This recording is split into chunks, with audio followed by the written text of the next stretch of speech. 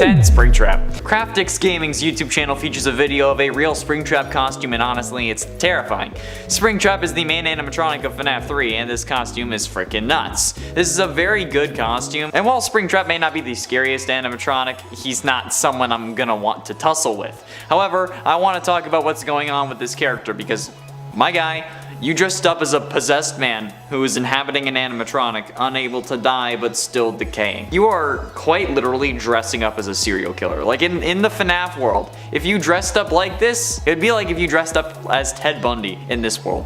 And if you want to be in FNAF that badly, okay, don't dress as the serial killer, is all I'm saying. And I know that's ironic coming from me, okay, given what I'm dressed like at this moment. Do I look like I want to be in Five Nights at Freddy's? Have I made things seem like I want to be in this world? Because if I have, you need to watch more of these videos, okay? Also, I'm dressed up as the purple guy who makes no appearance in the actual FNAF world, okay? There is no actual, there is the actual purple guy, but he doesn't look like this, okay?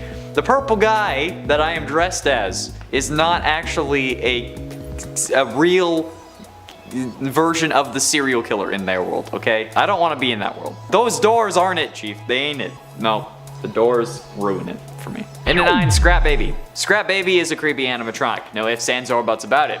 Scrap Baby is by far creepier than the normal baby animatronic, and this costume certainly does it justice. Animatronics are a difficult costume to really make, since we're people, and unfortunately do not have robotic limbs for the most part. Or if we do, we typically try to make it look like a real leg instead of a robot leg. But a Scrap Baby is even more difficult since, you know, it's a scrap animatronic, and it has a giant freaking claw in its hand. Scrap Baby is a very damaged and recycled version of Baby with a realistic reddish orange kind of bodysuit, light blue stuff, yellow pigtails, and okay, she wears an orange top with red frills, and it's just super damaged, okay? Like this, she's very damaged. Mentally and physically. Yet somehow Instagram user Gaius Bazzani was able to recreate this in an awesome way. So, very well done. And at 8, Vanny. With Vanny being an upcoming villain and already one of the most popular characters in the series, there are bound to be plenty of costumes of her. However, this one from Rojito Uwu on Twitter is probably the most accurate and creepiest one I've seen. Vanny being a reluctant follower does in a way technically make this a glitch trap cosplay as well, but we won't really talk about that because that's not what counts. This costume is probably the most realistic costume on this list because, well, Vanny in the games ended up making her own suit and is just a human inside, whereas like the other characters like Scrap Baby or Springtrap are animatronics as well as sometimes part human, be it soul or another body. And Rojito's costume follows the exact same concept as Vanny, just a person who makes their own suit, which makes this potentially one of the scariest things of all. I mean, technically it's not the same thing because they're not possessed and enticed to make it by the person possessing their brain, but I mean, it's close enough. I mean, they could be possessed for all we know. I don't know. And it's 7, Original Victims.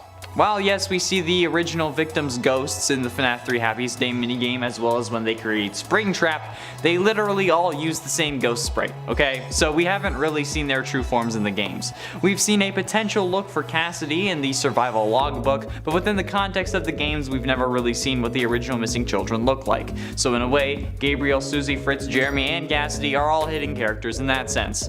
I know that you were probably expecting this list to be about characters that we don't know about, but how the hell could we make that list? That just doesn't seem possible. If we don't know the characters, how are we supposed to find out about the characters for a list? I have no contact with Scott Cawthon, and even if I did, I don't think that he'd spill the beans on characters we missed. I don't think it would happen. And at 6, Sister Location Technicians. The technicians are 2 employees of Fazbear Entertainment Inc. who used to work with the funtime animatronics of Circus Babies Entertainment and Rental from FNAF Sister Location. One technician is soft-spoken and seems bored with his job, implying that he may be used to it, while the other, who speaks using a Brooklyn accent, appears to be less experienced and more uneasy with the environment of Circus Babies. The 2 technicians appear for the first time during Night 4, when they use the scooper on Ballora, and during Night 5, their dead bodies are seen hanging in Ballora's gallery and the Funtime Auditorium. It's unknown why Ennard didn't use one of their bodies to escape? Some fans speculate that it was because the Funtime animatronics wanted to make Michael Afton suffer, because, like, you know, they thought he was William, they wanted to get revenge, they wanted to torture him. However, we never actually get to see the faces of these characters, and on all honesty, in my opinion, they could still be fake. Considering how these animatronics are at times able to recreate the voices of other people, could these actually just be dummy bodies meant to scare us? And like, Ennard needed Ballora to get scooped anyway so that she could then become a part of Ennard. So why would they want to kill them for revenge on that? Is it because of the shocking baby thing? Because like even then, I feel like baby's probably into that. Halfway through into number 5, Mrs. Afton. Despite the thorough belief in some fans that Mrs. Afton possessed Ballora, we haven't actually seen Mrs. Afton at all in the games. Well, honestly, we don't even know her actual 100% confirmed as canon name. So a hidden character Mrs. Afton certainly is. We don't even know what happened to her or if she really existed at all, or if Afton's kids just were adopted and then he used Ballora as a surrogate mother. Like, sure, there's a family table in Security Breach with a mother at it, but that could just be because there was a mother figure in their lives, at least. But we don't know if that figure was the kid's biological mother, or hell, if she was even human. So yeah, there also isn't really any evidence in the game or any other real part of the lore that suggests what happened to her if she was married to William. Some say that she dies in a car crash. I'd say that there's nothing that suggests she died at all, but it's FNAF, so that is a safe bet. But other than that, there's not really an explanation as to what happened with Mrs. Afton, or who she was as a person, or even as a mother, okay, if she ever got the chance to be. So yeah, mystery. In at 4, Tape Girl. Tape Girl was a developer for the Freddy Fazbear virtual experience in FNAF Help Wanted. However, given the unknown malicious code in the game, she left secrets scattered amongst the minigames in hopes that it would be dealt with at a later time. Procrastination right there. All of her tapes can be played in the tape room, which can be unlocked by hitting the tape placed on the shelf in the prize counter with any droppable item.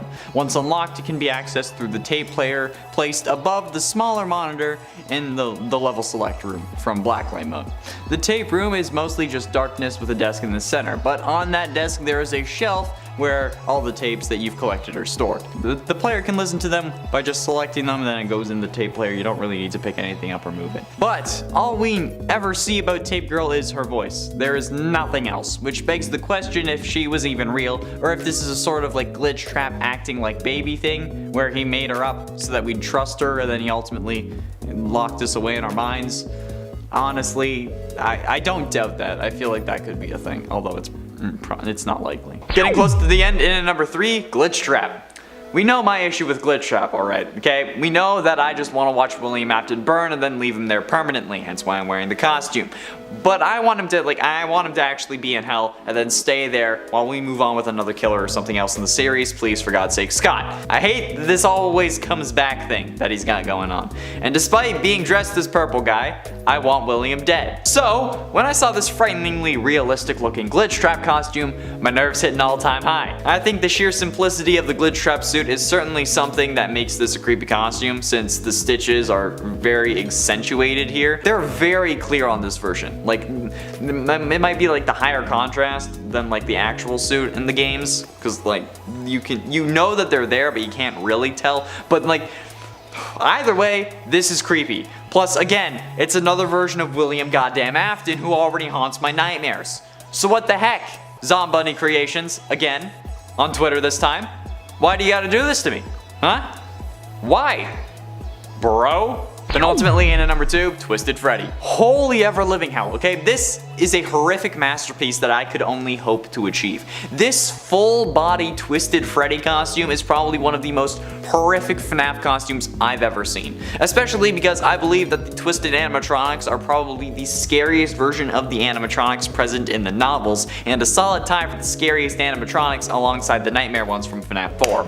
This is some pretty damn expert craftsmanship if you ask me, though, okay? This is a full body suit, and it blows my freaking mind. Like, look at this. It would weigh a ton, and it would definitely need a hander, especially if my clumsy was the one walking around in it, but it straight up looks like if Freddy Krueger were an animatronic. And I mean, I'm not mad about it in the slightest, but like, it's still freaking creepy. So well done, DeRegular Sauce, who is the Twitter user behind this glorious creation. Well done. And finally, in at number 1, Withered Bonnie. This Withered Bonnie cosplay is probably the scariest damn FNAF cosplay I've ever seen. This is incredible and comes from the YouTube user The Nick of Time. At first, I legitimately thought that this was CGI instead of an actual costume, but lo and behold, it was just an insane costume. Glowing eyes and seemingly actually aluminum parts, and a chest that opens up that you can push it out with your other hand, which is honestly actually a decent scare.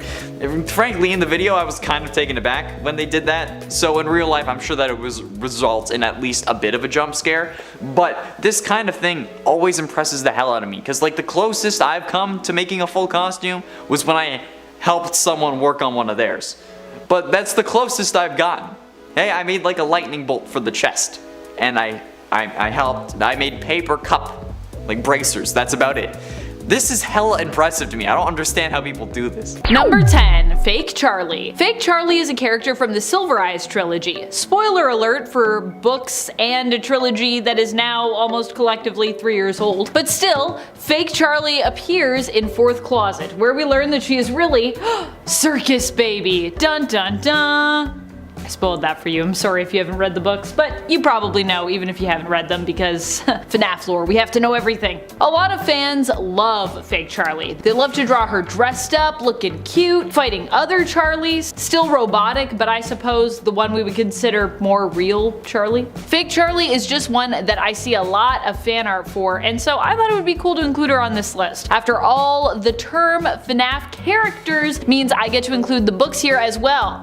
So yay. Why do people love Fake Charlie? I imagine because she is so bad. We love to love a bad gal. And of course we love to love a bad circus baby, whether she is from the game continuity or the book trilogy continuity. Number 8. Freddy. Despite the fact that some of the other animatronics seemingly outshone Freddy in that first FNAF game, Golden Freddy even I think outshone main Freddy in some ways there, Freddy still remains a fan favorite. Trust me, every time I leave Freddy off a list like this, I am inundated with fans in the comments shouting about how much they love Freddy, and how dare I imply that he doesn't have a huge dedicated fan base. So what I'm saying is, it turns out he does have just that. I know, I've seen it. Freddy is the main mascot of Freddy Fazbear's Pizza, so it makes sense that people would love this animatronic. He also has tons of alternate versions of himself, with some helping him to become, I think now, even more popular among fans. Although I guess those alternate versions should really get credit themselves for that love. So perhaps some other versions of the animatronic will pop up on this list. Any guesses about which other Freddys we might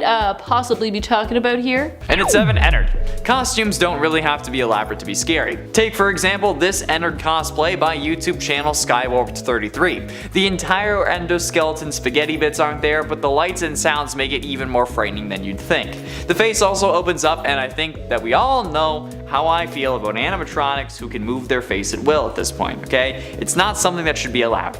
However, even without all the parts and the eyes, this Ennard cosplay is not something I would want to run into in a dark alley, especially not after that goddamn vent repair minigame. That caused me to have some serious issues, okay?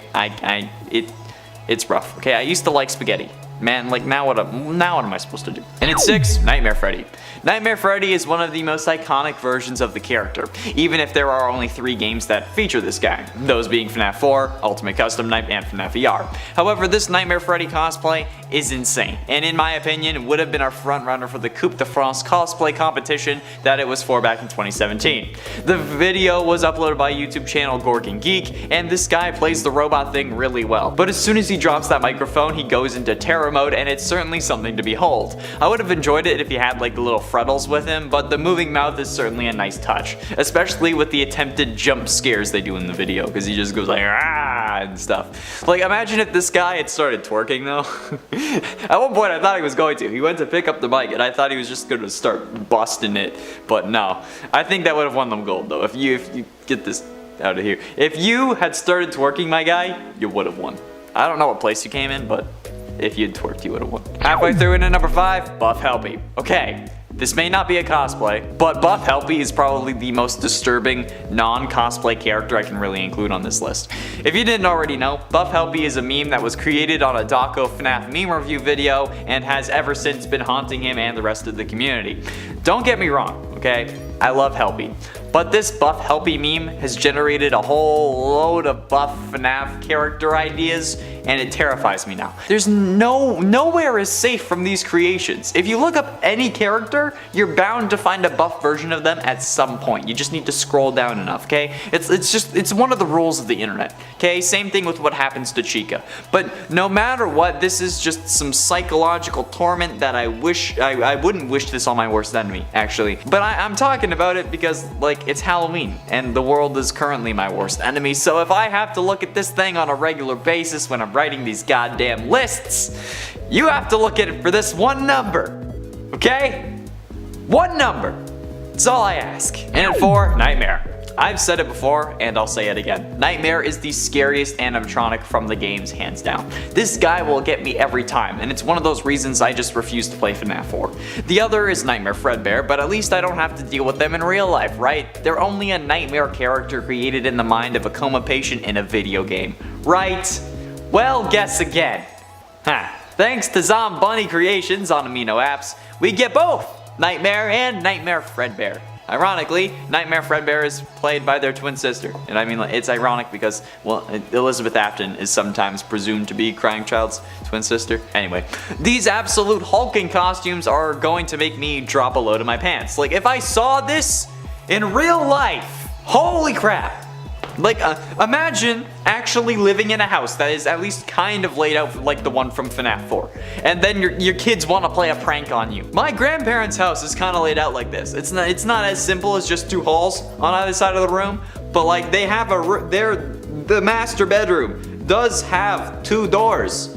So theoretically, that's something that can be reenacted there. I don't want to do that. No. Number 3, Circus Baby. Circus Baby has to be one of the most popular animatronics around when it comes to FNAF. I know for me, she really sticks out due to her character development being so well paced in Sister Location. Also, she's not your typical villain or your typical hero. I mean, she's definitely not a hero. Circus Baby is more complicated than either of those labels. And although she is mainly antagonistic, I wouldn't classify her as a straight up villain by any means. Sure, she does bad stuff, but I mean, I do think she's kind of misguided, and really, whether we're talking about Circus Baby the animatronic or the soul of Elizabeth that is trapped within her, she's really more of a tragic figure than anything else, who feels as though her actions, no matter how awful they are justified because of her tragic backstory. Number 2, Glamrock Freddy. Glamrock Freddy is quickly becoming a fan favorite to beat all other fan favorite characters, thanks to his story in Security Breach and his role as Gregory's companion/ally, aka your companion/ally, since you play as Gregory. Glamrock Freddy is the actual animatronic friend and ally that we've pretty much all been dreaming of since we created our own backstories for Foxy back in FNAF 1. Glamrock Freddy can help you sneak around and generally seems to care about the well-being and safety of Gregory. Not only that, but he also seems to want to genuinely hang out and have fun with Gregory, aka with you. It's all actually pretty touching. And through Security Breach, you are likely legitimately worried likewise for Glamrock Freddy's safety and well-being, not wanting to lose your powerful ally,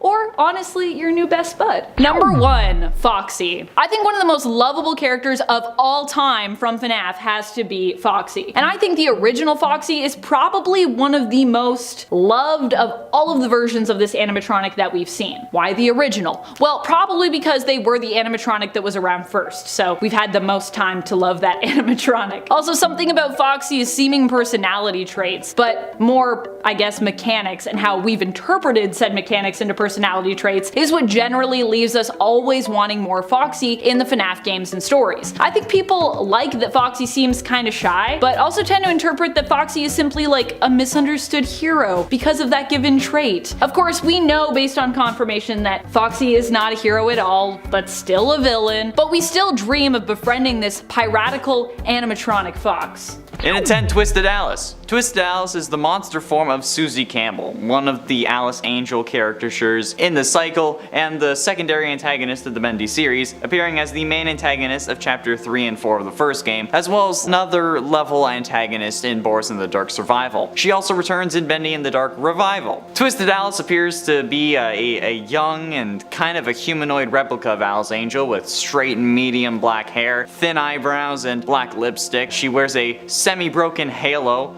that is melted onto the left side of her head, and also has short horns, because apparently that's also what angels have. The left side of her face also is melted like her halo, except this time it looks like melted wax, with half of her teeth being exposed, and then an empty left eye socket with a few ink-like tears, although I think we can all tell that it's not ink. On her neck there also appears to be a slit oozing what again looks like ink, but let's be honest, it's not. And I mean, like, this is just a fairly easy pick for what would be in the back rooms, okay? Like, dude, this is just a monster. This is what she actually is. And so yeah. And since that's kind of the whole point, her being an ink monster that would be discarded, that's why she's here. But since, again, that's her whole theme, that's why she's at 10, alright? But it's still a pretty solid choice. It's a pretty solid start. In at 9, Sammy Lawrence. Sammy Lawrence was an award-winning musician and composer and the director of the music department at Joey Drew Studios, known for writing the music for Bendy cartoons in the studio's heyday. Around 1946, as revealed by Dreams Come to Life, the novel, he stole a large number of ink bottles that were used for the ink machine. He then proceeded to drink them day by day as some kind of like weird Crowley human blood addiction, and then ultimately transformed into a mind-corrupted creature of ink. He later appears in Bendy and the Ink Machine as one of the major antagonists pursuing Henry during the game, and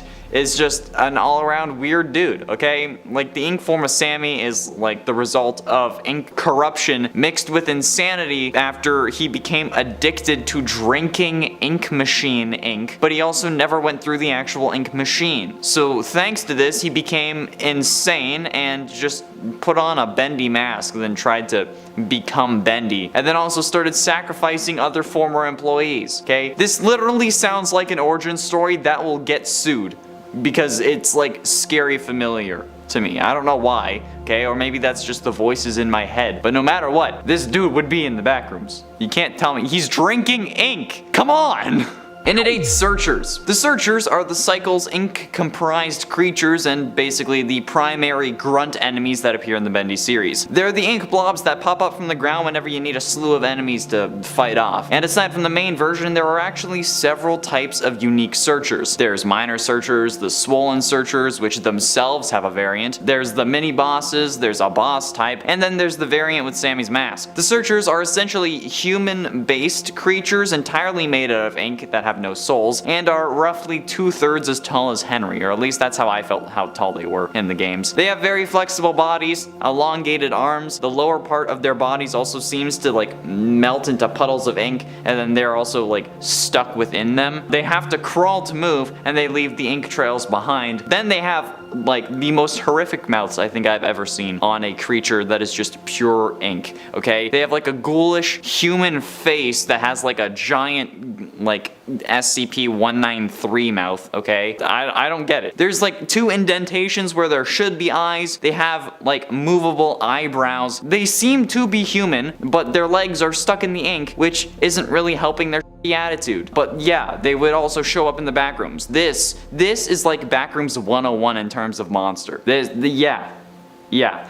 Number 7, Puppet. The Puppet is definitely a popular character who I think a lot of people inherently band together around because, well, they feel pretty bad for her. There's like a lot of love here because, like, kind of pity love, but also like, oh no. Also, we have the Silver Eyes book trilogy giving a lot of backstory to the person who becomes the puppet in the games, Charlie. Charlie is the daughter of Henry Emily. In the games, Charlie ends up murdered when the puppet is unable to protect her. Charlie's soul then becomes bonded to the puppet animatronic, and as such, the puppet is, in essence, also Charlie. Although this version of Charlie technically has a very different backstory from the Silver Eyes trilogy, those books I think still made people really gravitate towards even the version from the game continuity. I think they just like boosted popularity in general for this character. Also, the puppet for me is one of the creepiest animatronics, so give me a cool disturbing character design and then like add in a tragic backstory and I personally am here for it. Number 6, Lolbit. Lolbit! What can I say about Lolbit? For being such a small character with a really minuscule role in comparison to some of the other main cast, this one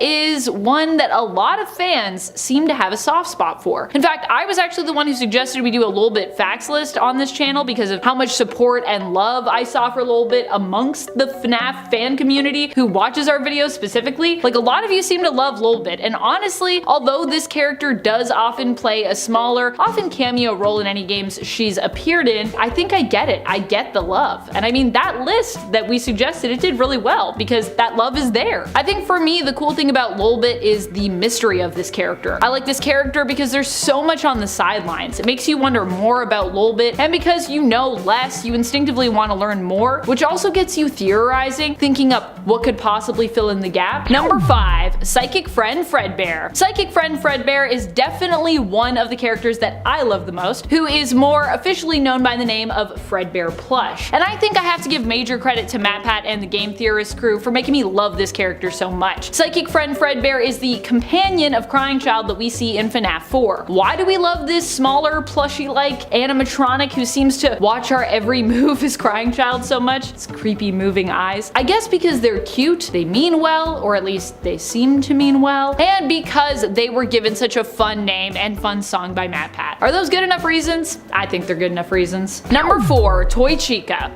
I mean, everyone loves Toy Chica, and then there are a lot of people who love Toy Chica for, some reasons. Reasons I don't think I can talk about safely on YouTube without fear of being reprimanded, so yeah. But you know, this is Toy Chica. You know what I'm talking about. You know, you've seen Toy Chica. You know what's going on. Why do we love Toy Chica? Because she's cute? Because she's terrifying? Because she somehow at the same time is both of those things? Yeah, I think so. I personally love things that are like super cute but also freak me out. I just think that juxtaposition is really fascinating. And that Let's Party bib combined with her pink shorts or bikini bottoms or whatever those are, I don't know. They make many of us want to party with her, I think. I think that's also a thing that's going on. I feel like I mainly love Chica because to me it's like she appreciates a good snack and she always has cupcakes. I partially feel like I could actually be friends with Chica, perhaps. I know she'll probably kill me, but I feel like it could work, maybe. And sure, you know, the cupcakes that she has, they will attack you, but still, at least that cupcake is gonna look delicious while it attacks you and like eats your face. So I think that's fine as well. Getting close to the end of number 3, Henry. Henry Stein is a former animator and the co-founder of Joey Drew Studios, working with his partner Joey Drew. He's responsible for the creation of various cartoon characters including Bendy, Boris, and Alice Angel, and given his appearance in Bendy and the Dark Revival, I feel like him showing up in the backrooms isn't too out of the question. Especially since, in my head at least, the cycle is like the backrooms equivalent for the Bendy series. So Henry being there in Dark Revival kind of solidifies that idea in my brain. Now I'm not quite sure how accurate that is since I haven't gotten that far into the game yet, but I feel like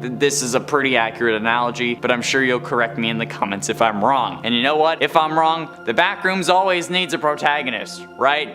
Yeah, damn right, so shove it, haters. He's on this list, deal with it. But ultimately, in at number 2, Ink Demon. Ink Bendy, also known as the Ink Demon, is the main antagonist of the Bendy franchise. He is a failed attempt at creating the Joey Drew Studios' popular mascot Bendy in real life using the ink machine, and is just all around a defect among several other cartoon physical incarnations because this one is lacking a soul. Ink Bendy is a tall malformed figure with skin made of black ink, skin. He resembles Tar. Think the Tar Pit monster from Scooby-Doo, and that's this guy. His head highly resembles that of the original Bendy, but possessed, and like basically my sleep paralysis demon. His horns are curved, and you know, they're like demon horns, and he's able to use them to kind of like simulate animal ears, but also like, come on guys, okay? You can't look at a literal ink demon and tell me that it wouldn't appear in the backrooms. A place where the creature typically illustrated as the one using it as its hunting ground, okay? That entity thing could also be seen as a creature made of ink, okay? Actually, how do you look at Bendy and just say that he wouldn't? Go ahead, tell this terrifying creature to his face that he can't be in the backrooms because he isn't scary enough, or whatever angry comment you've already left on this video, okay? Go ahead. He's already like the color of the wallpaper when you don't have the ink, okay? So we might as well let him chill there. And finally, in number 1, Beast Bendy. Oh, there you go. You did it. You told him it and you made him mad. There you go. Beast Bendy is an alternate monstrous form of Ink Bendy and the final boss of Bendy and the Ink Machine. He later comes back in Bendy and the Dark Revival. This powerful form of Ink Bendy is far more intimidating, larger, and is almost entirely ink, and just Jesus Christ. Compared to his original form, the shape of this monstrosity is almost symmetrical in a sense. While still having absent eyes, his enlarged head is like very cartoonish. He has a wide mouth, he has rows of sharp teeth, and it just, I don't know, he's like showing the gums, okay? He's really into it. Probably too into it. The bow tie and the left glove on his hand are also just gone now somehow, and just, he's overall more ferocious and animal-like in his behavior. It's terrifying, okay? He moves like on his knuckles and fights like a goddamn gorilla. And his legs are like shrinking. Like, I don't get it, okay? He's going to haunt my nightmares, but also the back rooms, and you can't say anything about it because I've already made the list, alright? He's the most video game equivalent version of a backrooms entity I have ever seen, okay? Aside from, like, glitches in general, okay? So yeah, definitely gonna top the list. Hit at 10, Kissy Missy. Kissy Missy is a toy produced by Playtime Co., alright? She was created in 1985, a year after Huggy Wuggy's release, and her only appearances so far being in the form of posters in Chapter 1 A Tight Squeeze, and actually showing up in Chapter 2 Flying a Web as a minor character. Kissy is certainly a terrifying creature though, okay? It's like Huggy, her blue counterpart. However, the reason Kissy Missy is at the top of this list is because she doesn't really attack the player, or at least hasn't as of yet. In Chapter 2 she makes a brief appearance and actually ends up helping the player advance within the level. However, it's unclear if this was due to positive intentions or just the fact that without it, Mommy Longlegs wouldn't get to continue her game. Or maybe this is all the prototypes game that we've been playing. In at 9, PJ Pugapillar. PJ Pugapillar is a swampable toy produced by Playtime Co. who debuted in Chapter 2 Flying a Web. He resides in the Statues game as its main antagonist. The player must play a game of statues while trying to get to the end of an obstacle course, all while avoiding being caught by PJ Pugapillar. PJ is a long creature that is a combination of a pug and a caterpillar, which, considering how I have a pug, hurts my soul tremendously. He has several blue and purple segments that make up his body, and all of which are fluffy in appearance. His eyes have large black pupils, and he has a pink muzzle. He also has a blue heart-shaped nose, which is funny, and fluffy ears, multiple pink arms, and purple and blue curved pointy shoes. His tongue is pink and it's constantly hanging out of his mouth because he's a dog, and his teeth, or canine teeth, are similar to that of a human. It's cursed, kinda like how the original Sonic CGI was. It also seems to be that he has a teardrop pattern below his eyes. In the Chapter 2 trailer though, which is presumed to be his original design, it appears to be just a giant purple centipede caterpillar toy with black eyes and seemingly blue or red antenna, along with a red nose and human-like teeth, which I did point out in a previous video, but they updated him, which is nice because now there's a pug. And it ain't BoogieBot. According to their digital collectible profile, BoogieBot is amongst the cutest robots of Playtime Co. The lovable robot's playful and delicate side earned him a spot on the walls of Playtime Co.'s factory for what turned out to be many years after BoogieBot himself was being produced. BoogieBot is a small, round green robot with two tank-style treads instead of legs, short arms and stubby black fingers, and a large screen that lights up revealing his face, with two glowing yellow circles for eyes. Other facial features are absent and do not appear because he's a goddamn robot, but when damaged, BoogieBot's circuits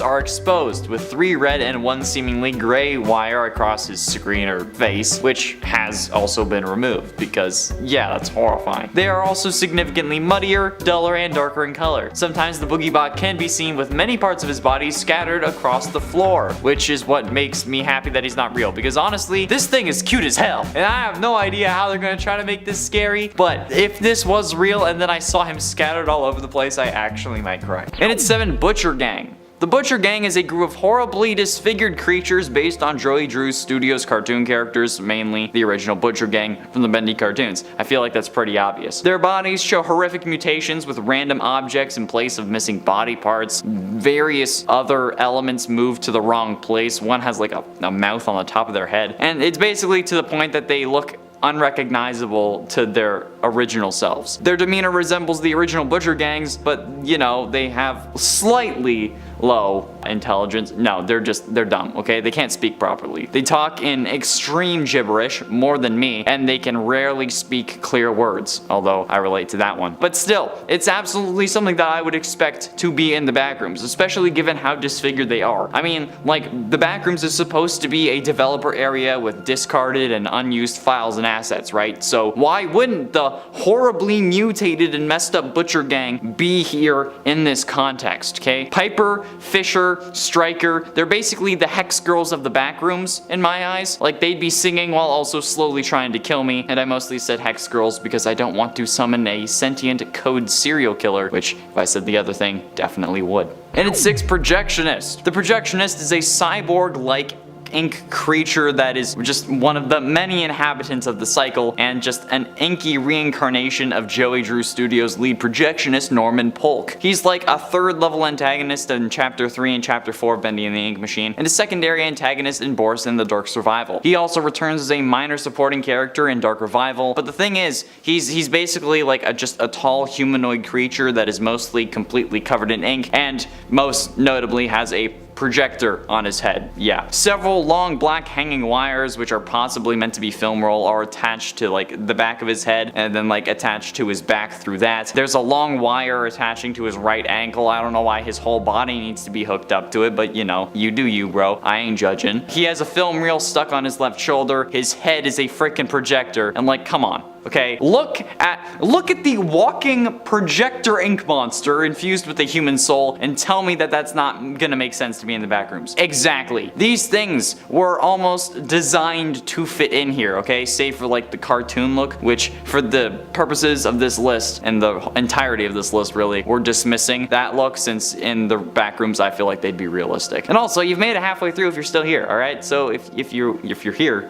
subscribe. You kind of obviously want to. I can tell. Halfway through into number 5, Ink Machine. While technically not a character, the Ink Machine is kind of in a way required in the backrooms in order for all of the rest of this list to make sense. The massive ink-powered machine was installed by Joey Drew for his studio, and the Ghent company was the one who was trying to help him do it. And by help him do it, I mean help him create living entities for an animation company. Yeah. Wally Frank was the only person allowed to actually attend to the ink machine and kind of fix it up, and it was also the main plot device that triggered literally everything in this series because of the ink that flows through it. It becomes apparent that the ink machine functions similar to a 3D printer in a sense. It turns 2D sketches into realistic physical models, but also, unlike a 3D printer, infuses them with humans. Later on, the ink machine becomes enchanted by mysterious circumstances that now it creates living cartoon characters out of souls, which is a very Disney move, as I've explained in the past. However, as I've said, we kind of need this for every other number on this list to make sense. And at 4, Wilson.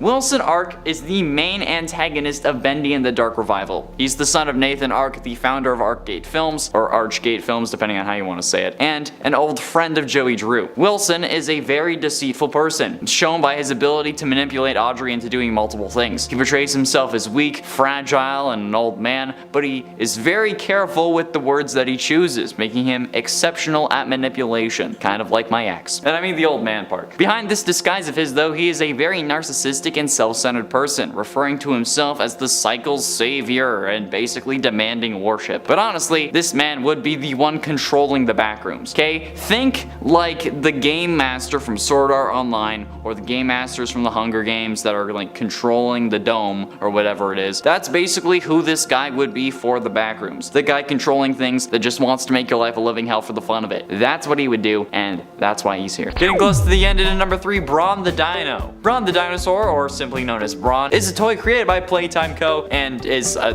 dinosaur. I don't really know how else to describe it. Brawn appears around the factory in Chapter 1 of Tight Squeeze, but his role in the story remains unknown. He makes 2 appearances in the storage facility in Chapter 2, along with the cutout that you can find that makes dino puns, and he has 2 duplicates of the monster Brawn that don't actually do anything, despite the one that you need to move looking a lot like the one that moves his head in the series trailer. Little is known about Brawn, but he is briefly described as hardworking and fully committed to whatever goals he has set upon himself, and he strictly allows himself to only eat eat 4,000 calories every day. Same. He also likes dinosaur jokes as shown by his voice cutout, but they're just really bad dinosaur jokes. So yes, I'm glad he isn't real because those jokes are just, they're worse than mine. But ultimately, in at number 2, Huggy Wuggy. As the antagonist of chapter 1, I think we all understand why he's on this list, but he's the mascot of Playtime Co. and one of the company's most popular toys. But luckily, he was last seen falling into the abyss of the toy factory at the end of chapter 1. Huggy Wuggy is a tall, slender creature covered in thick, bright blue fur. His arms and legs are also covered in this fur, and he just has several, like, feet worth of legs. It's terrifying. The hands have large Velcro straps on them as well, just like the mini Huggies, and his feet possess 4 digits, including thumbs, but again, they're all fused together, so he can't move them individually. But he can still chase you, which is terrifying. His torso is stout and disproportionately small in comparison to his long limbs, but again, that's the point. That's what the whole thing is about. That's why he's a toy. On his face are oversized, bright red, cartoonish lips, but when he gets aggressive, or I guess when he gets hungry, he's the same, but with rows of razor-sharp, needle-like teeth, like a demented blue furry shark. I'm damn glad that he isn't real, but he also isn't Experiment 1006, which I called a while ago. I mean, I said we were 1006, but maybe this other mother is a piece of us, okay? I don't know. That's why it wrote the note, right? It wrote the note. I feel like that's pretty obvious. And finally, in at number 1, Mommy Long Legs.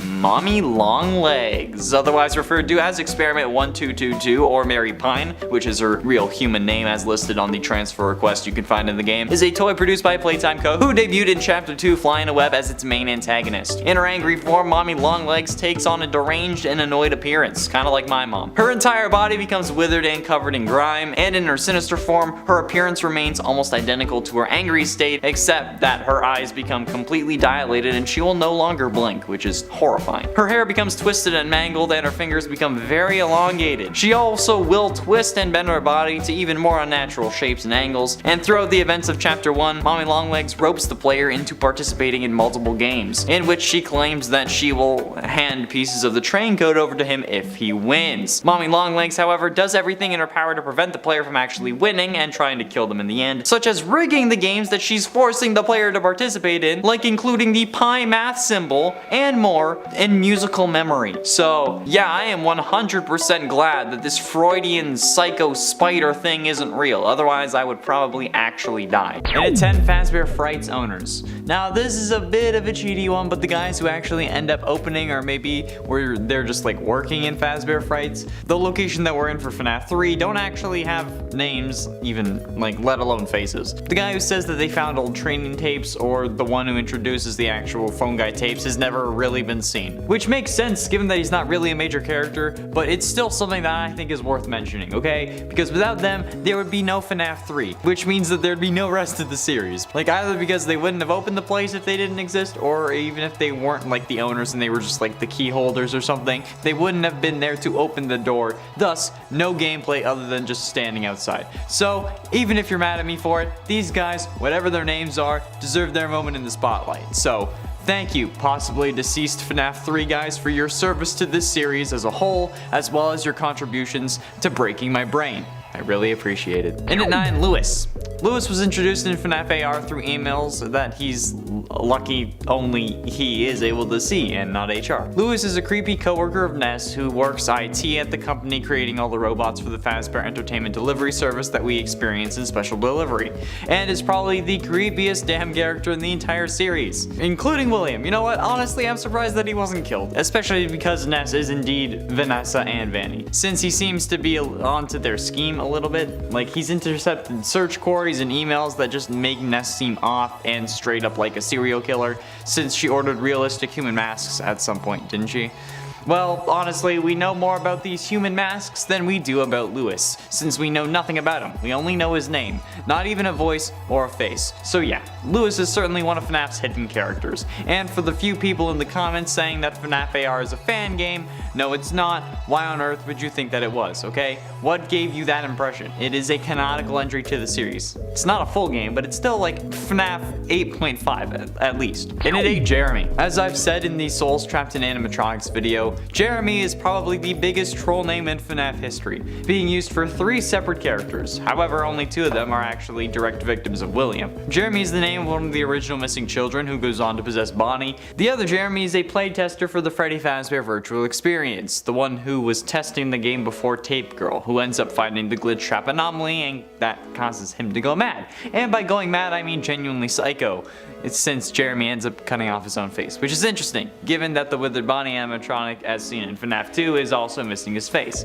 It's interesting because like Withered Bonnie is the animatronic possessed by the missing children's incident Jeremy, but then this Jeremy cuts off his face. I mean, like, I don't know if that was, if it means anything or if it's intended or just a coincidence, but knowing this series I'm always worried that like a smallest detail is gonna have the biggest consequence. Either way, okay, we don't end up seeing Jeremy's face before or after he removed it, and the fact that he removed it makes him even more hidden in my mind. But like, bro, seriously, how the hell did you do that? And it's 7, just Playtime Co. in general. Playtime Co. is the toy making company which is in essence the big bad of the game series. It also is the main location where the game takes place. It was established in 1930 with the intent to entertain children across the globe, becoming the most famous and well-known toy manufacturing company of its time. All the way back after Elliot Ludwig divorced his wife, he would work for the company of Playtime Co. when a family death pushed Ludwig to the lowest he'd ever been. It's unknown who died, although he continued to work on his company. He would later create big toys like Poppy Playtime, which helped the company grow. Playtime Co. would then experiment with their toys, trying to inject a living rat into one of them. It is also revealed within documents in the game that other people do possess these toys. Mary Pine, for example, possesses Mommy Longlegs. It is also presumed that Poppy Playtime is possessed by Elliot Ludwig's daughter, and that she was the presumed family member that pushed him to his lowest. They may not have been a character, but I'm damn glad that Playtime Co. doesn't exist, or at least in this sense. And at 6, Poppy.